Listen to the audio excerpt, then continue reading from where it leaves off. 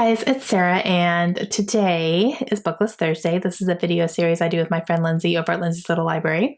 And every Thursday we bring you some sort of list or a book topic that we feel like talking about for the week. And this week we thought it would be fun to give you a book recommendation based on popular Starbucks orders.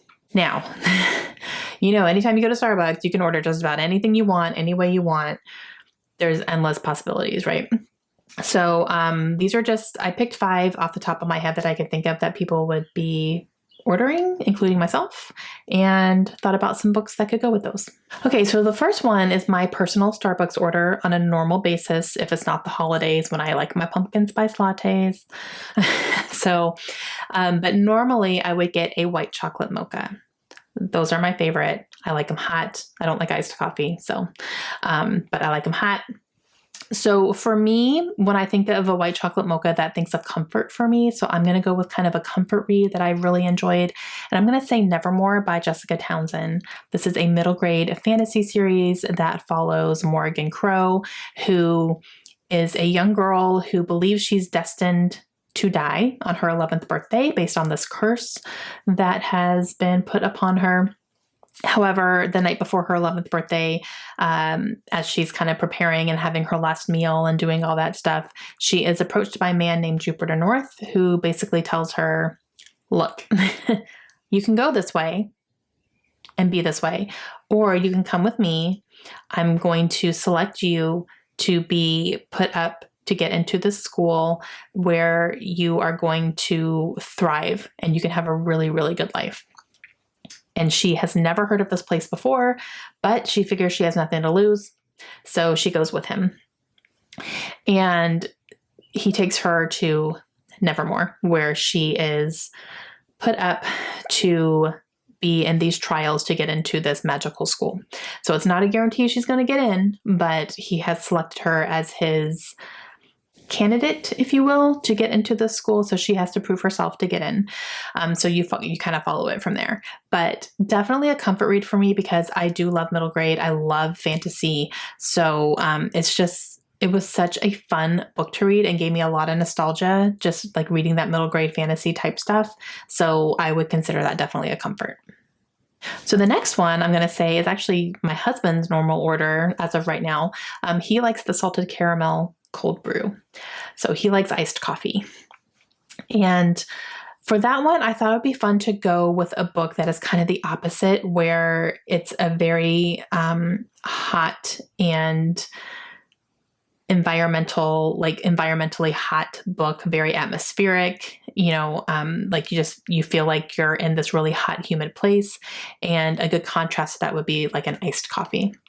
So that's kind of where I'm going with this one. And I'm going to recommend Where the Crawdads Sing by Delia Owens. Now, most Americans and their dogs have read this book. I didn't read it until earlier this year. I think I read it in February and loved it so much. The atmosphere in here, you just feel like you're in the marshes of this area. And you can feel the humidity, you can feel the sun, you can feel the water, you can feel the sand in between your toes while you're reading this. It was just written so beautifully that way. And so when I think about reading a book like that, I want a cold drink as well. So that's why I think an iced coffee would go nicely with this book. But this one follows our young character Kaya, and she is living in the marshes with her family. However, she ends up in this situation where she is left alone. Her family has completely abandoned her. She is still living in this house because it gives her shelter. She figures out how to survive on her own, and you see her growing up in this area. She is also pretty shunned by the local community. They don't think very highly of her. They think she's weird. And you see her ultimately ending up having to defend herself because there is a body that turns up in the marsh and everybody assumes that it's her because she lives out there. So she's like defending herself as well because she's accused of committing this crime. So it does go back and forth a little bit as well. You see Kaya when she's older versus Kaya when she's growing up. And I really loved it. I loved that book. The next one is I'm going to go with a chai tea latte, which is something my sister really enjoys. She likes the chai a lot. And for this one, I'm going to go with American Royals by Katharine McGee. I recently read this, loved it. It was so much fun. And with the royalty, there's a lot of talk about having tea, even though it's like an American royals, they still have like tea time. It's that type of thing. So I think that this could go really well with this one. But this book follows a family who is the royal family in America, and they are descendants of George Washington. So this kind of plays on what if George Washington were a king instead of a president. So we don't have the democracy that we have now where we vote and we choose our leaders. It's a hierarchy where there's a royal family, all that stuff. So tons of fun, lots of drama. Loved that book. Okay, now we're going to go with just a black coffee.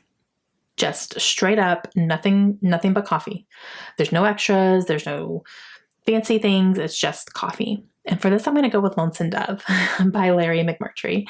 I loved this book, which really actually surprised me.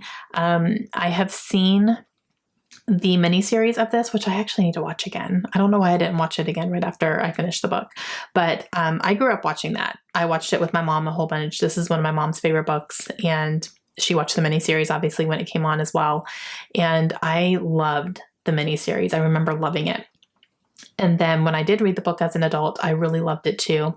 This is a Western that takes place in Texas, and you are watching basically this cattle ranch is moving cows and like seeing their adventures and things that are happening to them while they are moving these cows. And let me tell you, when I have felt so anxious because of a storm, like it was just rain, but it showed how dangerous the weather conditions could be when, they don't have shelter, the cows don't have shelter, the lightning and the thunder are spooking the cows and they start stampeding. It's a whole thing. And I was just like, oh my gosh, like it's just a storm.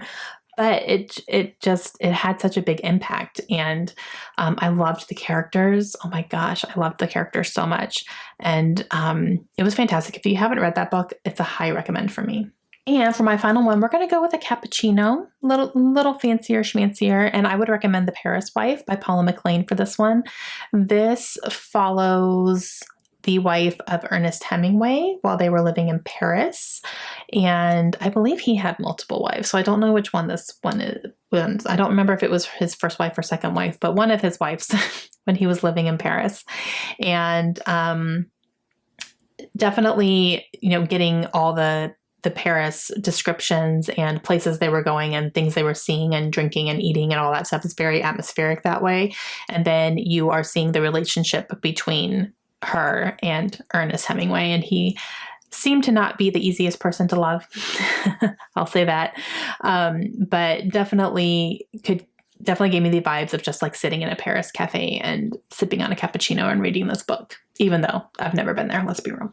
Okay, guys, that is going to be it for me today. I hope you enjoyed that. I thought that was kind of fun. And I had fun like coming up with the drinks and the recommendations and thinking about all that. So make sure you go check out Lindsay's recommendations today and see which drinks she's talking about and which books she would pair with them. I think it's a lot of fun. Okay, let me know your suggestions down below too. And let me know your favorite Starbucks order. What do you order when you go to Starbucks or any coffee place, really? If you don't go to Starbucks, like, what do you guys order when you go and you order coffee? I would like to know. And I will talk to you guys again soon. Hope you have a great day.